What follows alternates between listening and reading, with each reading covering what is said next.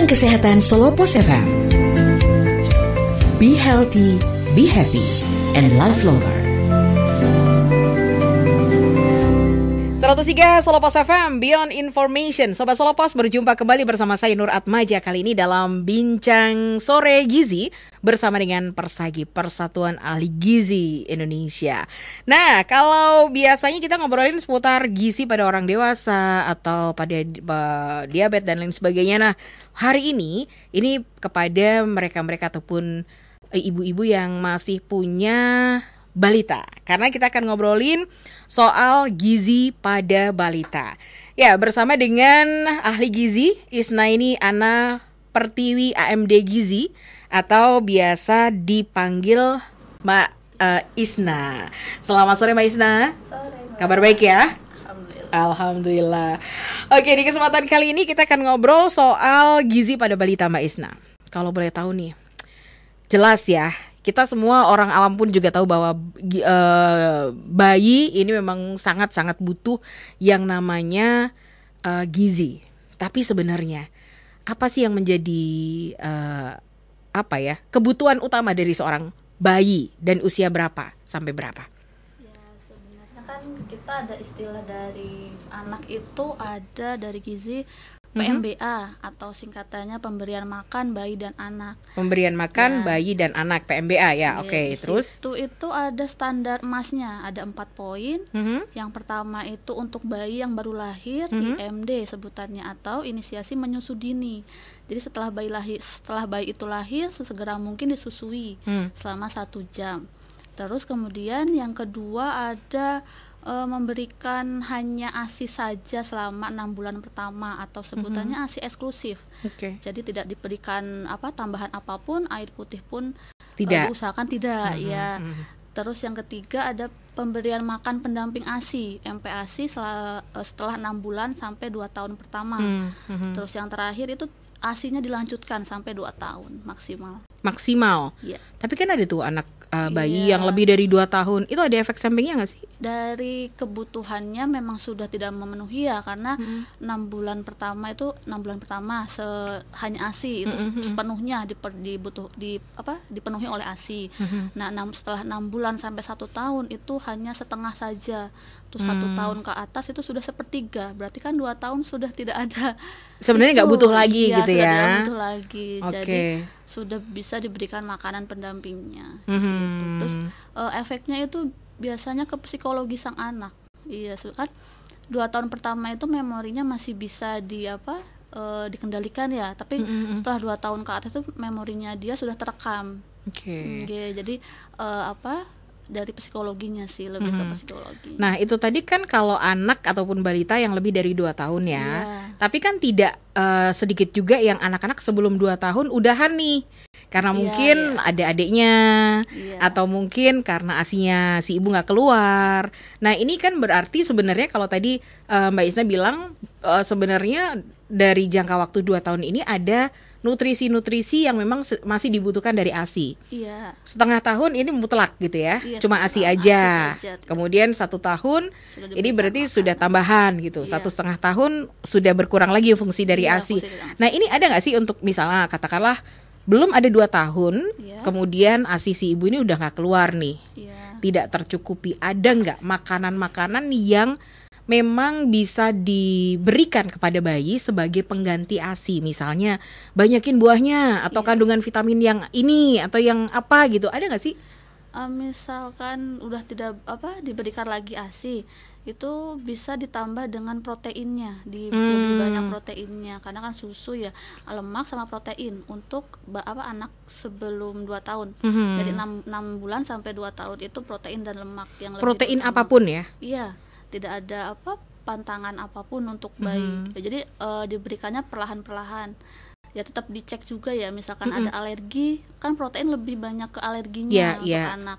Jadi ya diperhatikan, misalkan dikasih ayam, dilihat tanda-tanda fisiknya, apakah dia alergi atau tidak gitu. Tetap lebih hati-hati. Mau ayam, mau udang, mau ikan, mau daging merah, daging putih, pengenalannya hewan nabati juga, semuanya berarti masuk aja gitu ya. Dicoba, dikenalkan makanan apapun itu dikenalkan. Oke. Jadi kalau misalkan nih, kalau tadi Mbak Isna bilang bahwa memang mutlak nih sebenarnya idealnya 2 tahun ya. Lepas dari 2 tahun fungsi dari ASI cuma buat empeng aja kayaknya.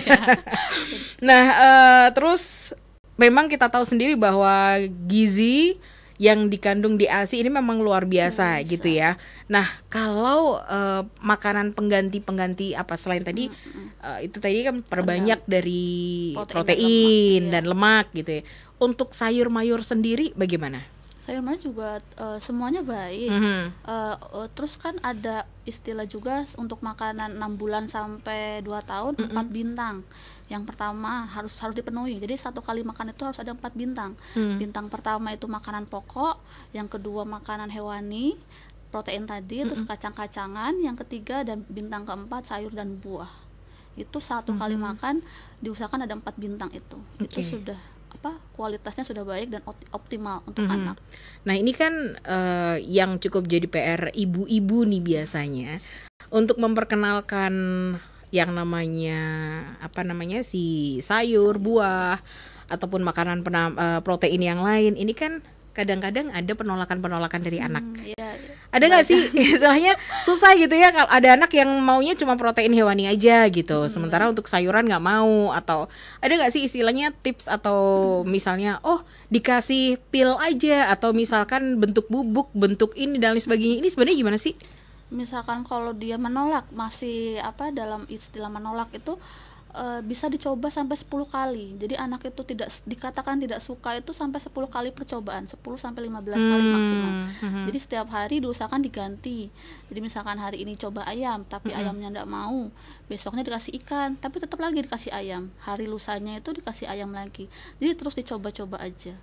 Ya jadi misalkan tadi sayur sama buah, yang rawan kan sayur ya. Iya benar. Kalau buah masih ada rasanya manis gitu kan. Ya gitu, bisa diulang-ulang terus, jangan sampai bosan. Jadi buat ibu-ibu di rumah, misalkan kalau anaknya 1 kali 2 kali itu menolak, jangan dikatakan anak tidak suka. Tapi kalau belum 10 kali itu minimal 10 kali lah ya. 10 sampai 15. Jadi harus ekstra sabar ya. Ekstra sabar. Nah, ini kalau tadi kan diperbanyak proteinnya dan lain sebagainya untuk apa ya istilahnya gizi si balita gitu ya. Porsinya tadi kan ada 4 bintang nih. 4 bintang. Nah, ini untuk porsinya seperti apa? Karena kadang-kadang orang tua tuh ini sudah porsinya nih. Anaknya masih lapar. Masih mau mulu gitu kan. Ini gimana? Terus sesuai usia, dari porsi itu sesuai usianya. Usia pertama pengenalan makan kan 6 bulan. Jadi 6 bulan itu 2 sampai 3 sendok sekali makan. Dalam sehari 2 sampai 3 kali makan, tapi 1 kalinya 2 sampai 3 sendok saja. Terus usia 6 sampai 9 bulan itu 2 sampai 3 kali sehari ditambah selingan, 1 sampai 2 kali selingan. Terus untuk 1 kali makannya itu setengah mangkok 250 ml. Jadi mangkok yang ukurannya mangkok bayi lah gitu, tapi setengah porsinya untuk 6 bulan. Nggak usah penuh-penuh juga. Ya, 6 bulan sampai 9 bulan porsinya seperti itu. Nah, untuk 9 bulan sampai 12 bulan itu sama, 3 sampai 4 kali sehari. Untuk selingannya juga sama, 1 sampai 2 kali sehari. 1 kali makannya ditingkatkan jadi 3/4 mangkok. 3/4 mangkok dari 250 ml. Kemudian udah 1 tahun, udah 1 tahun ke atas itu udah jadi 1 mangkok yang 250 ml. Makanya sama 3 sampai 4 kali sehari. Selingannya 1 sampai 2 kali sehari. Oke, jadi nggak boleh langsung ini ya, tambahin dikit supaya kita juga bisa ngecek pengembangan yang ada di lambungnya ya, seperti apa. Oke. Jadi silakan saja nih kalau misalkan sekarang ini Sobat Solopos juga punya permasalahan yang sama, entah itu anaknya susah makan, entah itu masih sekarang ini baru maunya cuma ASI aja, belum ada MPASI-nya gitu ya. Bisa juga konsultasi nih, mumpung ada ahli gizi Mbak Isna yang bisa menjawab pertanyaan dari Sobat Solopos. Kita jeda dulu ya Mbak ya. Dan juga untuk Sobat Solopos, kami masih akan kembali lagi tentunya dalam Bincang Sore Gizi bersama dengan Persagi.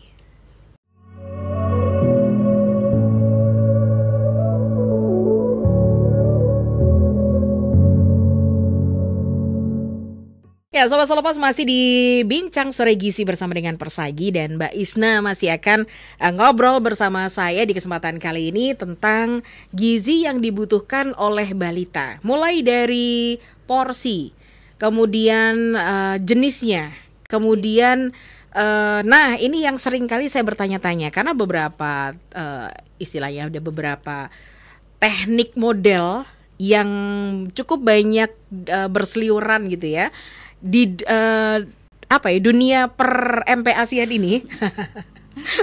Ada yang saya pernah lihat anaknya artis lah ya, anak artis gitu, masih bayi, masih belajar makan, tapi yang diberikan adalah sayur-sayuran kukus plain, tidak dihaluskan.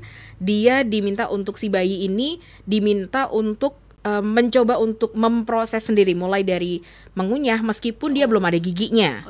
Nah ini kemudian ada juga anak-anak yang diberikan MPASI tapi dengan tekstur yang cukup cair.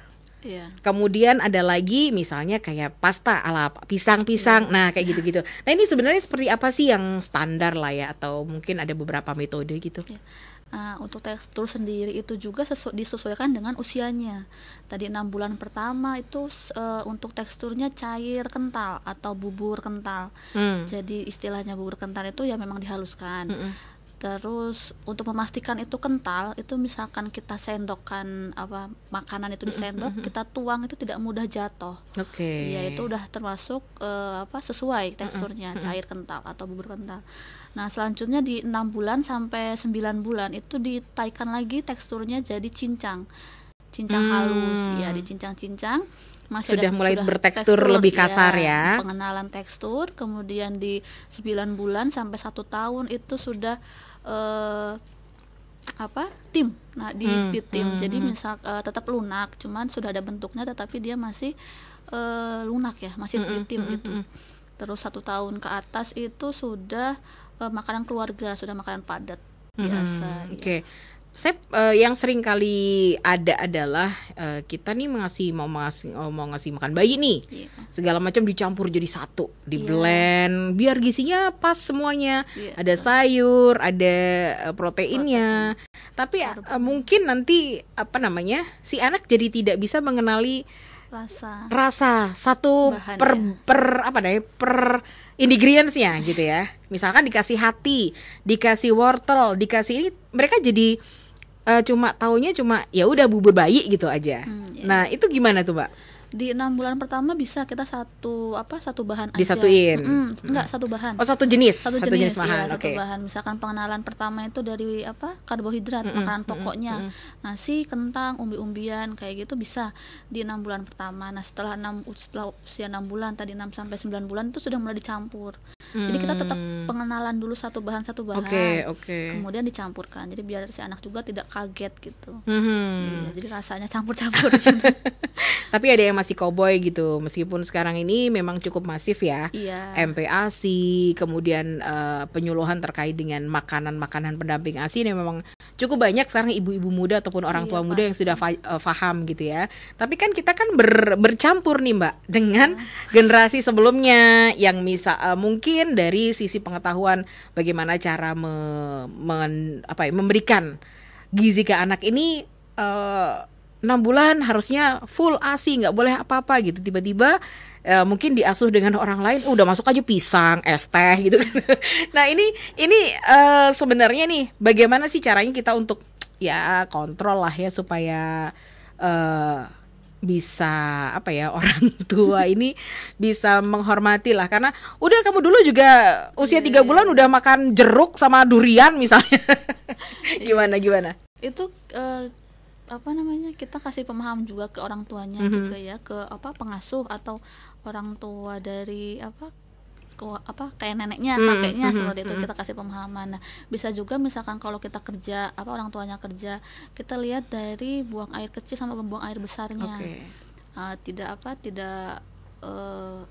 Warnanya itu tidak gelap gitu. Terus buang air kecilnya juga tidak pekat gitu. Jadi masih wajar lah buang air kecilnya, dan frekuensi buang air besar dan buang air kecilnya juga diperhatikan. Tekstur buang air besarnya kan juga kan masih bayi, masih belum bisa ini, nanti kelihatan itu dari misalkan sebelum 6 bulan sudah dikasih dikhawatirkan itu diare, dan pasti sih diare, soalnya keponakan gitu juga ada yang kayak gitu. Jadi malah dikasih susu formula, ditambahin susu formula. Jadi orang nenek kakeknya tuh dipikir ASI-nya nggak cukup kayak gitu. Dikasih ditambahin susu formula. Padahal ASI juga bikin kenyang juga ya. Bikin kenyang juga. Setiap ASI sama anak beda-beda itu. Jadi kebutuhan si lambungnya itu ASI-nya mengikuti. Iya. Jadi ASI ini memang benar-benar fleksibel apa yang dibutuhkan oleh si bayi gitu. Setiap ibu pasti beda. Jumlah air susunya pasti beda karena melihat anaknya gitu. Jadi pasti memenuhi kebutuhan lambung anak. Jadi nggak usah ada rasa khawatir ASI-nya tidak cukup. Ya mungkin saja memang kapasitas lambungnya anak cuma segitu, jadi tidak perlu ada tambahan lagi. Atau mungkin ibunya pas lagi stres sehingga produksi ASI-nya juga berkurang gitu ya. Ya itu bisa kok itu. Nah, Mbak Isna, yang namanya gizi pada anak, saya yakin setiap orang tua pasti ingin memenuhi dengan semaksimal mungkin gitu ya. Ada anak yang doyannya makan, kemudian ada yang nggak doyan makan. Nah, sejauh mana sih kita bisa mengontrol bahwa ini meskipun sudah makannya cuma dikit kok, tapi makanan yang saya kasih tuh yang ini semua kok berkualitas. Tapi ada juga, anak ini lapar terus, kasihan kalau nggak dikasih, mungkin kebutuhannya beda-beda. Nah, ini seharusnya sebagai orang tua nih melihatnya seperti apa? Apakah anaknya ini nggak doyan makan tapi kok masih dikit doang nih, apakah harus dijejel-jejel gitu atau gimana? Dari berat badannya saja bisa kelihatan nanti kan. Ya. Biasanya kan orang tua kan gitu, anaknya kurus banget, padahal mungkin dari sisi asupannya sudah cukup bagus, cuma mungkin dari metabolisme si anak kok nggak bisa gendut-gendut gitu ya. Pemantauannya dari sebulan sekali bisa dilihat. Sebulan sekali berat badannya itu naik atau tidak. Misalkan dari 0 sampai 5 tahun kan, anak-anak yang dipantau di posyandu itu dari situ bisa dilihat. Misalkan sebulan itu tidak ada kenaikan, berarti anak itu emang lagi susah makan, bisa juga karena sakit, karena emang aktivitasnya terlalu banyak daripada asupannya. Normalnya kenaikan setiap bulan itu berapa persen dari bulan sebelumnya? Atau misalnya harusnya 10% nih rata-rata misalkan, atau 20% dari bulan kemarin. Dari itunya sih Bu, dilihat dari grafik, biasanya ada grafik dari hijau di buku posyandu KMS ya, KMS. Dari KMS di buku posyandu itu ada kenaikannya. Setahu saya itu 0,8 naik 0,8 itu sudah dikatakan naik 0,8 on. Katakanlah sekilo lah ya, naiknya sekilo setiap sebulan ya. Sebulan sekali. Targetnya orang tua adalah kalau ke anaknya naikin berat badan sekilo dalam sebulan, kalau orang tuanya mungkin menurunkan ya. Oke. Kemudian kita tahu dari mana nih kalau si anak udah cukup gizinya apa belum? Karena berat badan yang besar belum tentu gizinya terpenuhi semua ya kan. Bisa aja ini anak cuma misalkan dari lebih dari 1 tahun belum makan MPASI, nggak doyan, atau cuma susu dan susu formula nggak doyan makan gitu. Dari fisik sang anak juga tidak mudah sakit. Biasanya itu dari kelihatan itu. Jadi misalkan anaknya itu aktif tapi dia tidak mudah sakit, itu sudah terpenuhi. Terus dari kecerdasan, kefokusan sang anak, motorik sang anak, itu berarti dia asupan gizinya sudah optimal. Jadi sesuai umurnya tetapi ya. Iya. Oke, jadi memang berarti konsultasi ataupun KMS ini memang sangat krusial ya untuk bayi ya. Karena untuk dipantau supaya kita tahu apakah si anak ini memang normal untuk pertumbuhannya atau tidak begitu, sehat atau tidak begitu ya. Kalau di puskesmas ataupun posyandu anak ini sebenarnya apa saja sih selain kenaikan berat badan loh ya? Yang dicek apa aja sih Mbak? kenaikan berat badan, terus dari buku KMS itu anaknya misalkan ditanya sudah bisa apa, seperti itu. Perkembangannya itu juga ditanya. Ditanyakan. Jadi kan perkembangan juga diperhatikan berdasarkan umurnya. Gitu. Jadi misalkan kalau anaknya 1 tahun belum bisa bicara, masih sudah bisa bicara, cuman dia belum belum jelas omongannya, itu masih cadel, nah itu kan perlu diperhatikan. Oke. Nah, kalau yang sekarang ini, kalau yang di mana Mbak Isna bertugas di Puskesmas Jayangan. Nah, kalau sekarang ini yang ada di Solo umumnya ataupun Jayangan di khususnya nih, untuk perkembangan balita yang ada di sana, ini kebanyakan apa yang menjadi persoalan ataupun nih yang masih jadi PR dari teman-teman ahli gizi nih? Iya. Gizi kurang sama stunting itu ya masih jadi stunting ini masih cukup banyak ya, berarti masih PR juga untuk Solo ya. Tapi alhamdulillah tahun ini menurun. Bulan Agustus kemarin penyimbangan serentak Surakarta itu menurun daripada Februari. Karena stunting ini memang masih menjadi bukan isu lokal aja ya, kayaknya masih jadi isu nasional juga ya. Indonesia diperhatikan, seluruh dinas pun sekarang memperhatikan stunting ini. Sebenarnya apa yang menjadi masalah utama kalau stunting kan perkembangan ya istilahnya. Perkembangan dan pertumbuhan. Nah, ini sebenarnya yang masih menjadi kendalanya apa sih, Mbak? Ya itu yang selama ini didapetin, apakah dari gizinya yang kurang atau apa sih sekarang? Ya kemarin pas dari berdasarkan data pendataan kita itu memang dari MPASI-nya yang tidak memenuhi standar. Iya, masih kurangnya misalkan ya tadi sebelum umur 1 tahun sudah diberikan makanan yang padat seperti itu. Jadi kan asupannya itu tidak memenuhi standarnya di usia seperti itu. Padahal MPASI sendiri selama ini mungkin cuma berdasarkan dari kreativitas orang tua ya.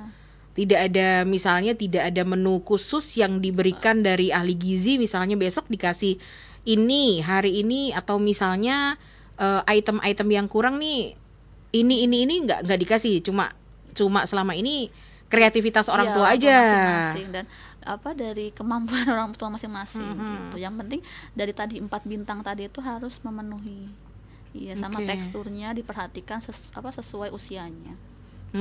Karena kalau orang tua dulu tuh ya udah MPASI ya udahlah pisang dikerok aja atau mungkin kalau buah yang asam-asam boleh nggak sih anak-anak tuh? Nggak apa-apa ya. Dicoba aja. Iya. Semuanya dicoba, dikenalkan dengan berbagai macam tekstur, rasa. Iya. Selama ini kan kalau balita ini setahu saya makanannya itu plain. Iya. Tidak dikasih gula, nggak dikasih garam, nggak dikasih micin dan lain sebagainya. Nah, ini sampai kapan nih Mbak? Karena kadang-kadang misalnya ya orang tua lagi seneng-senengnya punya anak, kadang-kadang kalau jajan kemana nih nyicip dikit gitu. Padahal kan udah ada kalau kita beli masakan di resto tuh kan nggak mungkin plain ya. Pasti ada kecapnya, ada apa in the blood, ini gitu. Nah, ini harusnya seperti apa nih orang tua nih? Untuk pengenalan rasa tadi yang asin, micin seperti itu. Itu usia berapa harusnya? 1 tahun, minimal 1 ya, minimal 1 tahun. Tetapi misalkan 1 tahun kurang mau dikasih rasa garam atau gurih-gurih gitu, garamnya maksimal setengah sendok makan 1 hari. Berarti sejumput aja sedikit aja gitu ya. Jangan lebih dari setengah sendok makan. Kenapa tuh? Apa yang akan terjadi kepada anak jika mereka diberi privilege gitu ya dari orang tuanya ngerasain, oh ini biskuit nak, oh ini makanan papa sama mama kayak begini nih gitu. Ada nggak efek-efek yang akan timbul nanti untuk anak? Biasanya jadi malas rasanya. Iya, makannya. Jadi karena udah tahu yang enak ya. Iya, jadi gitu. Jadi udah tahu yang enak terus yang plain nggak mau. Padahal penting juga nih untuk anak merasakan rasa yang plain. Ya, yang standarnya. Kalau bayam ya rasanya bayam, tempe rasanya tempe. Jadi dia tahu dulu. Nanti malas jadi pilih-pilih makan juga bisa mempengaruhi itu. Jadi anak ya jadi maunya itu aja. Jadi dia tidak bervariasi dalam pengenalan makannya. Dan di usia dewasa juga seperti itu biasanya. Jadi maunya junk food terus.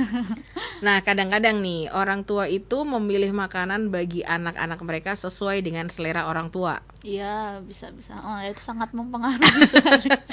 Nah, apa yang harus dilakukan orang tua misalnya si orang tua tuh nggak doyan sama sayur misalnya. Orang sayur tuh nggak enak. Anakku mau nggak boleh dong nggak dikasih dong soalnya nggak enak gitu. Kan ini kan dari pendapat si orang tua gitu ya. Nah, ini berarti orang tua tuh memang harus semuanya masa bodoh lah ya. Saya mau suka mau enggak pokoknya anak dikasih gitu ya. Anak suka apa enggak, tapi memang ada faktor genetik juga. Misalkan anaknya alergi orang tuanya alergi udang, anaknya bisa alergi udang.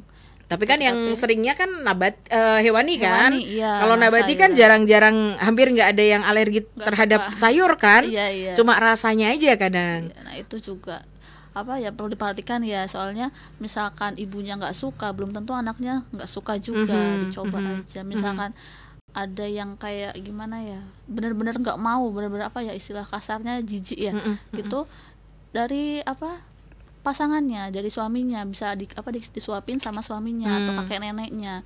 Jadi diminimalisir lah. Misalkan kalau si ibu memang benar-benar tidak suka, terus anaknya nggak mau dikasih makan itu, ya dari suaminya, dari bapaknya, kakek neneknya disuapin dari makanan itu, sayuran itu. Oke, jadi sekarang ini orang tua tuh harus kerja sama dong. Nah, anak-anaknya juga harus, dia punya hak untuk merasakan semua makanan ya, sama gitu ya. Nah, kalau sayuran itu kan ada yang memang harus dimasak, ada yang mentah gitu ya.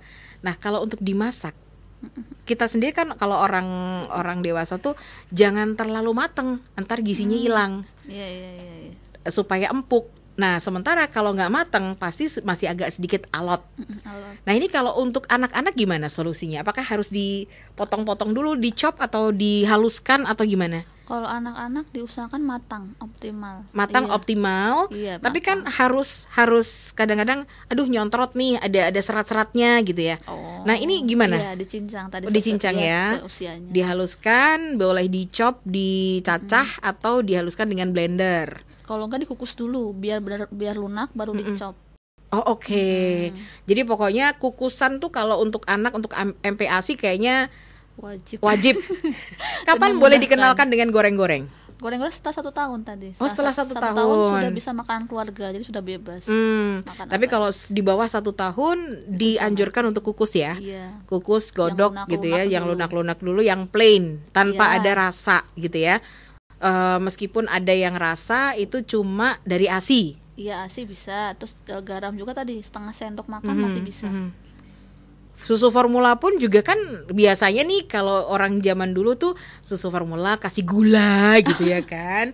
Supaya waduh kalau pakai ini nih, kalau yang bikin nenek kayaknya seneng banget. Ya iyalah, dikasih gula manis. Nah, ini tapi harusnya kalau susu formula enggak ini ya. Enggak ada misalkan udah 6 bulan ke atas sudah bisa dikasih susu formula. Tapi kan kalau susu formula misalnya bagi yang di bawah 1 tahun, di bawah 1 tahun itu kan ada rasa-rasa nih. Iya. Nah, ini orang tua harusnya milihnya ya, karena kan kalau tadi kita ngobrol anak di bawah 1 tahun lebih baik dikasih yang plain. Oh iya. Nah, ini sementara kan yang dijual di bawah 1 tahun kan selain ada yang plain, ada vanilla, ada coklat, ada yang rasa apa. Nah, ini harusnya orang tua nggak masalah sih kalau itu kan dari susu formula, kan dari produknya ya. Soalnya kan buah pun juga berasa. Jadi misalkan kalau rasanya itu alami nggak masalah. Cuma kalau ada penambahan rasa dari luar kayak micin, garam, itu harus diperhatikan. Cuma kalau rasanya dari bahan itu sendiri nggak ada tambahan apapun, masih nggak masalah. Iya. Susu kan ya kalau ditambahin gula, nah itu masalahnya. Kalau nggak tuh cuma dikasih rasa aja nggak masalah ya. Oke, susu formula. Belum lagi nanti kalau susu kotakan, meskipun yang ada kidsnya, ini tidak boleh kalau di bawah 1 tahun ya. Iya. Jadi Sobat Salopos, hati-hati nih kalau mau kasih anak, cucu, ponakan, adik atau anak tetangga gitu ya. Perhatikan, tanya dulu bagaimana orang tuanya memperlakukannya ataupun memberikan makan kepada si anak ini. Apakah sudah boleh makan ini atau belum? Makan itu boleh apa belum gitu ya. Kita harus menyesuaikan, jangan merusak program dari orang tua masing-masing ya. Oke. Nanti kita lanjutin lagi ya Mbak ya. Dan tentunya untuk Sobat Selopos yang sekarang ini juga masih punya anak-anak, masih punya baby, masih punya balita. Nah, karena kita sekarang ngobrolnya anak dan juga balita gitu ya. Nanti kalau ini kan masih bayi nih, setelah ini kita ngobrolin untuk anak ya.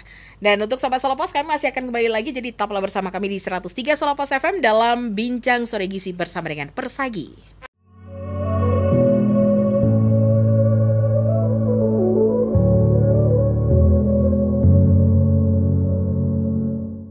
Ya, masih dengan Mbak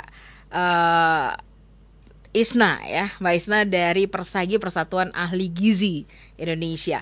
Nah, kami masih ngobrolin soal gizi pada balita, anak ya, pada anak juga. Nah, tentunya kalau tadi kita sudah ngobrol tentang bayi perbayian gitu ya, saya rasa setiap orang tua sebenarnya secara teori sudah paham begitu ya, apa yang harus dilakukan kepada anak, apa yang tidak boleh dilakukan kepada anak. Tapi pada kenyataannya memang semua kembali lagi karena setiap anak tuh beda-beda.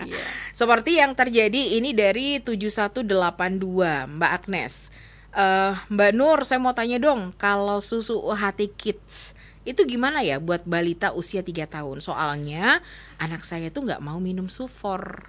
Ini mirip dengan pertanyaan yang tadi sempat saya sampaikan gitu, untuk apa UHT Kids ya. Ya, gimana tuh? Ya, untuk 3 tahun masih bisa, masih boleh, nggak apa-apa. Misalkan emang susu formulanya dia nggak mau. Terus untuk itunya apa, frekuensinya sehari itu diusahakan maksimal lah 5 kotak aja. Itu yang kotak mili kecil, sedang aja ya, yang kecil atau yang sedang itu ya 5 kali juga terlalu banyak sih ya. Jadi misalkan bangun tidur ya, di seperti minum susu formula saja, bangun tidur, sebelum tidur, sama 3 kali untuk sampingan makan. Setelah makan itu dikasih susu, jangan sebelum makan dikasih susu kotaknya, nanti jadi malas juga, jadi malas makan. Jadi diberikan susu kotaknya setelah makan. Oke, jadi harus ada peraturan khusus gitu ya. Harus makan dulu pokoknya, baru minum susu gitu ya. Bisa. Karena intinya memang kalau sudah 3 tahun ini kan sudah family ya. Untuk makanan udah makanan keluarga ya. Sudah boleh gorengan, sudah boleh jajan dikit-dikit yang pakai rasa-rasa gitu ya. Karena memang ini kalau anak-anak sekarang yang usia-usia 3 tahun, 5 tahun gitu, memang masih explore jajanan banyak banget gitu kan. Oke, nah ini bagi beberapa anak mungkin dengan konsumsi kandungan gula yang tinggi, butuh nggak sih dia cek misalkan, aduh nih kayaknya si anak butuh banget nih tiap hari tuh makanannya yang mengandung gula cukup tinggi gitu. Meskipun memang anak ini masih dalam rangka pertumbuhan gitu ya, dalam masa pertumbuhan, butuh nggak sih ngecek entah itu kandungan gula yang ada di dalam darah, entah ya kayak misalkan kita ngecek kesehatan diri kita gitu. Ya, dari grafiknya tadi, misalkan grafiknya dia menunjukkan sudah lebih, itu bisa dicek untuk dikhawatirkan ada gula darahnya itu. Misalkan kalau berat badannya masih di normal, masih di ambang batas grafik normal, itu tidak perlu dikhawatirkan, tidak masalah. Cuman kalau emang grafiknya dia sudah lebih dari berat badannya, ya itu bisa dicekkan, perlu bisa.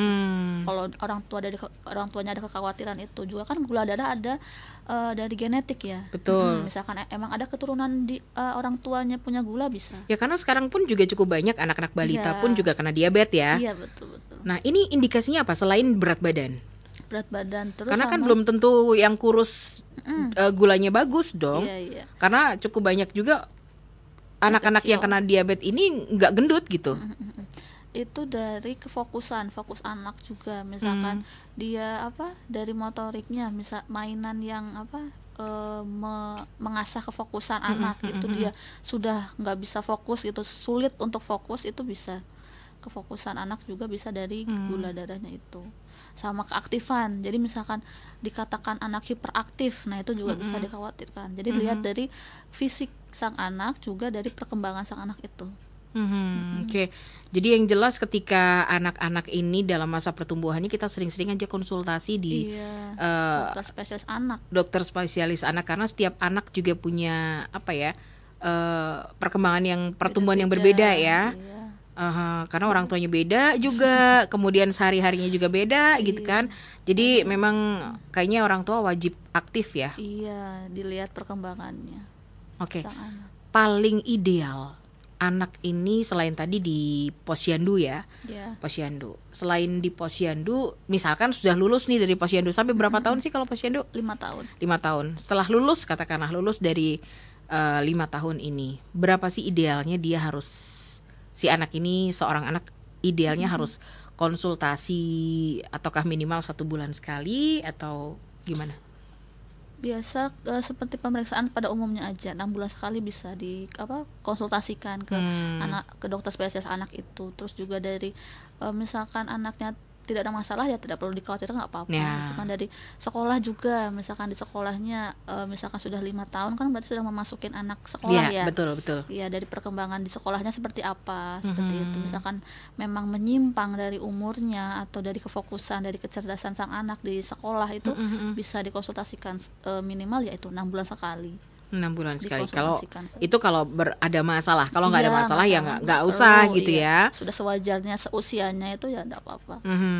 Oke. Tapi ada juga anak ini yang ketika masa kecilnya tuh sakit-sakitan terus. Nah ini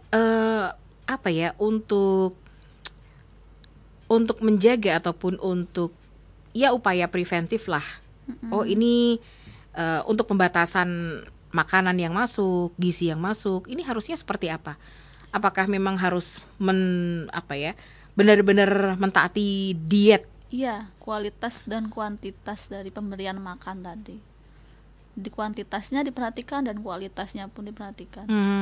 Untuk mencegah di usia dewasanya nanti. Misalkan di usia 6 bulan sampai 5 tahun pemberiannya sudah optimal, jadi di usia dewasanya pun pasti ideal dan nggak ada masalah yang signifikan seperti itu. Tadi kan kekurangan gizi ataupun gizi buruk gitu ya, yang masih cukup banyak yang ada di, nggak cuma di Solo, di Indonesia juga kayaknya stunting dan gizi kurang. Bukan gizi buruk ya, karena kalau gizi buruk kan sudah kronis. Nah gizi kurang. Nah ini apa yang bisa dilakukan masyarakat? Karena setahu saya nih di sekolah-sekolah juga setiap hari Jumat tuh ada gizi, atau setiap hari tertentu tuh ada makan bersama dengan kandungan gizi yang entah itu kacang ijo, entah apa. Kemudian di TK juga begitu. Nah ini apakah itu pun juga istilahnya anak kalau makan bareng teman-teman kan lebih seneng ya? Iya, lebih senang. Nah ini apakah juga cukup efektif atau gimana sih Mbak? Iya bisa, dari kebiasaan makan di keluarganya pun, misalkan dibuat kondisi makan yang menyenangkan, itu anak juga untuk makan lebih menyenangkan juga, makannya juga jadi enak gitu. Jadi dia teratur makannya 3 kali sehari seperti itu. Jadi karena dari kebiasaan keluarganya pun sudah baik. Jadi untuk mengatasi kurang gizi pun juga ini dari kebiasaan dari keluarga. Bukan berarti mungkin keluarganya mungkin cukup, kalau udah dewasa mah mungkin ya sudah tercukupi lah ya. Cuma untuk anak-anak mungkin harus dibedakan gitu ya. Kondisi makannya yang menyenangkan. Jadi misalkan anak nggak menolak makan, jangan dimarahin. Itu bikin anak trauma juga kan. Oh ya? Iya, jadi di dewasanya pun makannya jadi sedikit-sedikit gitu. Jadi diet, malah dia diet karena saya jadi ingat anaknya itu. Saya jadi ingat. Saya pernah melihat orang tua yang menyuapin anak itu tuh jadi kayak nyuapin anak bayi tapi kayak nyuapin anak gede gitu. Sendok langsung blok gitu, langsung dijejalkan di dalam mulut. Jadi pakai tangan, jadi sendok langsung didorong pakai jari gitu. Dan ini mungkin nah ini seperti apa Mbak sebenarnya? Mungkin bukan dari gizi ya, tapi istilahnya kan anak kan tertekan gitu, ada trauma nanti, jadi trauma makan gitu, jadi dikit makannya. Jadi misalkan kalau nggak makan banyak takutnya dimarahin orang tua kayak gitu. Ketika ditanya kenapa kamu ngasih makannya kayak begitu, kayak sosorin gitu kan. Soalnya kalau nggak gitu lama banget. Nah, ini kan kayaknya memang urusannya cuma kesabaran. Iya. Nah, ini ada nggak istilahnya yang bisa mempengaruhi anak juga? Stres, jadi gizinya juga jadi kurang gizi atau gimana? Iya, bisa jadi pikiran malahan. Jadi kan makannya banyak tapi dia karena ketakutan, karena kepikiran jadi makannya nggak terserap. Disuapin begitu buka langsung huk gitu ya kan? Bisa. Oke, jadi ketika nyuapin anak bahwa hatinya jadi gembira gitu ya. Membangun kenyamanan saat makan. Ada lagi nih yang makannya dicampur-campur. Oh, hari ini misalkan ini sudah makan MPASI yang udah agak dikunyah ya, bertekstur. Ada yang bawa nasi, bawa air, kemudian bawa buah misalnya. Gantian atau dicampur-campur dalam satu sendok, ini ada ininya, ada ini. Ini gimana kalau ngasih makan seperti itu? Bisa, dicampur nggak masalah. Boleh ya? Nggak masalah dicampur. Emang satu kali makan kan tadi ada 4 bintang tadi itu ya nggak masalah. Tapi kalau buah jangan dicampur. Jadi makan buah dulu, baru makan yang pokoknya. Oke, jadi silahkan kalau dicampur, tapi kalau harus sesuai ya. Iya, harus sesuai 4 bintang tadi. Dia juga punya perasaan pengen makan enak juga ya kan. Oke, Mbak Isna, terima kasih sekali nih sudah ngobrol-ngobrolnya untuk hari ini. Yang jelas sebagai masyarakat kita pun juga masih PR kita bersama ya, gizi buruk dan juga gizi kurang dan juga stunting. Ini masih menjadi PR kita bersama, bukan cuma dari pemerintah ataupun orang-orang yang punya anak-anak aja, tapi kita sebagai masyarakat pun juga harus mengingatkan terus gitu ya bahwa masih gizi kurang, masih ada stunting yang masih harus jadi PR kita bersama. Oke, sekali lagi Mbak Isna terima kasih sekali, dan juga Sobat Solopos terima kasih sekali kebersamaan Anda dalam Bincang Sore Gizi bersama dengan Persagi. Saya Nur Atmaja undur diri, selamat sore, sampai jumpa.